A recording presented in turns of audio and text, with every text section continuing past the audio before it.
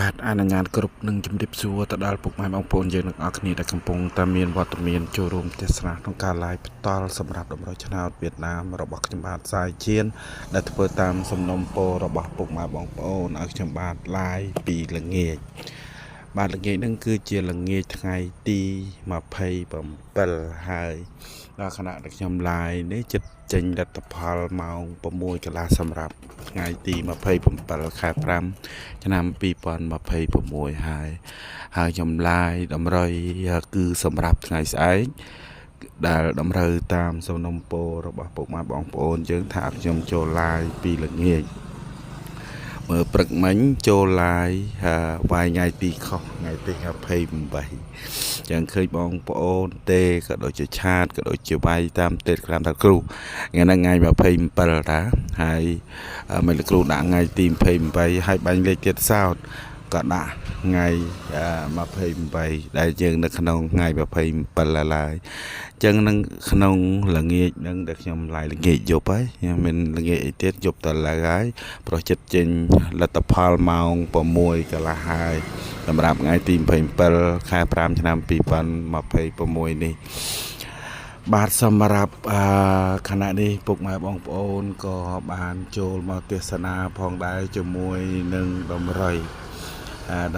ថ្ងៃហ្នឹងថាខ្ញុំជាអ្នកដែលចេញតម្រុយមុនគេហើយពោះវេលាខណៈនេះពុកម៉ែបងប្អូនត្រៀមអ៊ុតលទ្ធផលម៉ោង6 កន្លះហើយខ្ញុំចូល live ថ្ងៃនេះដោយសារសំណុំពរបងប្អូនភ្លាមគឺបំរើជូនពុកម៉ែបងប្អូនភ្លាមហើយតម្រុយសម្រាប់ថ្ងៃ28 ខែ 5 ឆ្នាំ 2026 ស្អែកយើងមាន52 53 55 62 73 75លេខធំយើងមាន5 26 6 27និង7 55ខ្ទង់អូសយើងមាន2ខ្ទង់គឺយើងមានខ្ទង់50និងខ្ទង់7ហ្នឹងគឺតម្រុយម៉ោង4 កន្លះថ្ងៃស្អែកដែលត្រូវនៅថ្ងៃទី28 ខែ 5 ឆ្នាំ 2026បាទអរគុណណាស់សូមមេដៃទាំងអស់គ្នាបងប្អូននៅក្នុង YouTube ដែលចូលទស្សនា YouTube បងប្អូនសូមដែលបន្តបានចុចលើពាក្យថាជាវនិងចុចលើសញ្ញារូបកណ្ដឹងនិងចុចលើពាក្យថាទាំងអស់គឺសូមបងប្អូនជួយចុចម្នាក់មួយឲ្យបានទាំងអស់គ្នាដើម្បីលើកទឹកចិត្តមកដល់រូបខ្ញុំបាននិង YouTube គឺចាប់ផ្ដើមមកយូរហើយបងប្អូនដែលបានស្គាល់ខ្ញុំបាទសាយឈៀនគឺនិយាយរួមគឺតាំងពី2018មកដល់2026ហ្នឹងសមាជើងដែលជាអ្នកស្មោះត្រង់នៅតែតាមខ្ញុំបាទរហូតមកដល់ពេលខណៈនេះចឹងអរគុណច្រើនសម្រាប់ការជឿទុកចិត្តឲ្យខ្ញុំបាទគ្មានអីទេការងាររបស់ខ្ញុំគឺខិតខំប្រឹងប្រែងឲ្យអស់ពីលទ្ធភាពតាមតែអាចធ្វើទៅបានហើយមួយវិញទៀតនោះ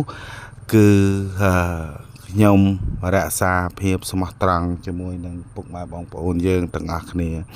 ចឹងក៏សូមអរគុណចំពោះបងប្អូនដែលតែងតែជឿទុកចិត្តជាពិសេសនឹងលើកកម្លាំងចិត្តមកដល់រូបខ្ញុំបាទជានិច្ច